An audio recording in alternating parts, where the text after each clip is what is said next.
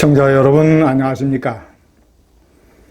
이준석 전 대표의 자필 탄원서를 읽어봤습니다. 저는 사실 일말의 기대를 좀 가졌습니다. 그래도 적어도 당대표 출신이 재판부에 내는 탄원서니까 재판의 쟁점이 될 수 있는 부분에 관해서 나름대로의 논리를 갖춰서 자기 주장을 구체적이고 명확하게 개진을 할 것이라고 생각을 했었습니다. 그런데 그런 기대는 착각이었습니다. 역시 철부지 어린애의 습작 노트, 철부지 문학청년의 시험작, 어떤 그 명쾌하고 치열한 논리나 이런 것은 찾아볼 수 없고 그저 감성팔이, 동정심 구하기, 피해 호소인, 당대표 피해 호소인.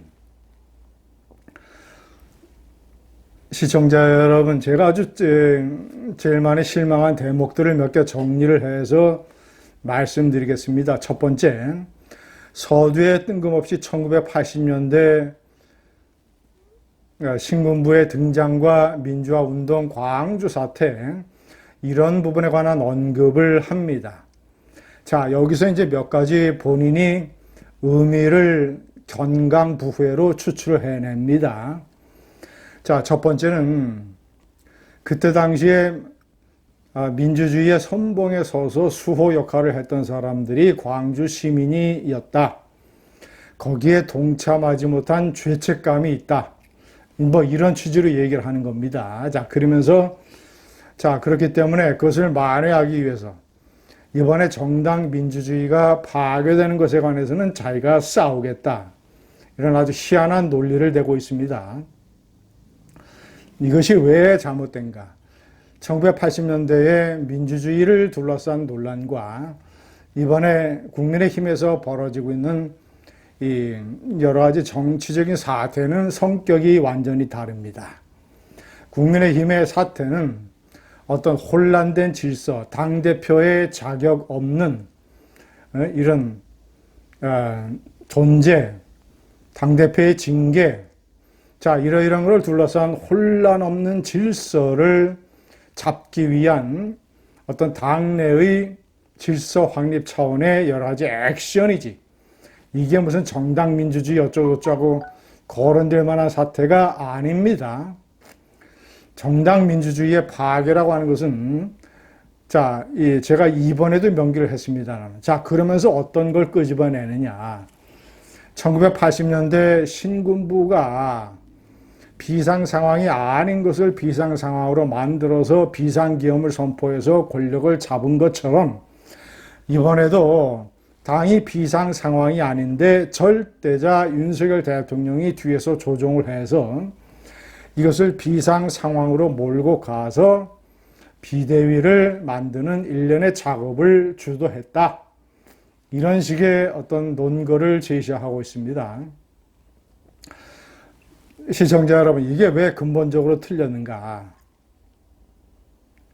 그러면서 이제 윤석열 대통령이 절대자이고 권성동, 김기현 두 사람에게 면책특권을 줘서 사법부의 권위에 도전하는 그런 가처분이 기각돼야 된다라는 주장을 하라. 설사 가처분이 인용된다 하더라도 당신들에게 책임을 묻지 않겠다. 면책특권을 줬다는 이런 식의 주장까지 개진하고 있습니다.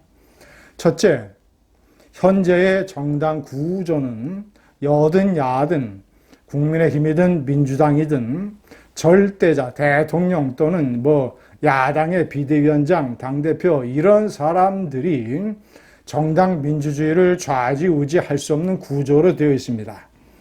정당 민주주의를 파괴하려면 당원과 당규를 마구 유린하고 그리고 많은 당원들과 의원들 그리고 국민들이 납득할 수 없는 어떤 조치를 강압적으로 밀어붙일 수 있어야 되는데 현재는 그런 구조가 되어 있지 않습니다. 의원총회도 있고 당원들의 존재도 있고 상임전국위원회, 전국위원회, 그리고 여론, 이런 기타 등등 여러 가지 제도적인 장치가 있어서 그리고 현재 정당을 둘러싼 국민 정서, 민주주의 풍토상 정당 민주주의의 급격한 유리는 불가능하다.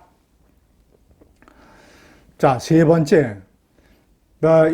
이순석이가 쉽게 저지르는 아주 경거망동의 실수는 지난번에 기자회견 모두 발언에서도 윤핵관 3명과 윤핵관 호소인 3명, 6명의 이름을 거론해서 공개적으로 모욕을 가했습니다마는 이번에도 권성동, 김기현 두 사람의 전 현직 원내대표를 거론하면서 이 사람들이 평소에 복지부동하던 사람들이다. 그런데 왜 이번에 사법부의 권위에 도전하면서 가처분이 기각이 될 것이라고 하는 그런 논리를 주도적으로 피고 있는가, 이런 식의 문제 제기를 했습니다.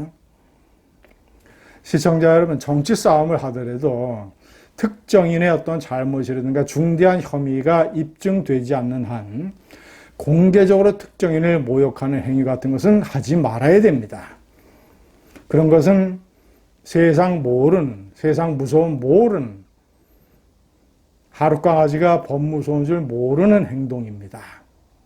결론적으로 제가 네 번째 명기를 했습니다만, 이준석의 탄원서를 보면 정당 정치가 무엇인지를 모르는 철부지, 청년 정치인 호소인, 당대표 호소인의 넋두리, 감성팔이, 일종의 앵벌이 글이었습니다. 감사합니다.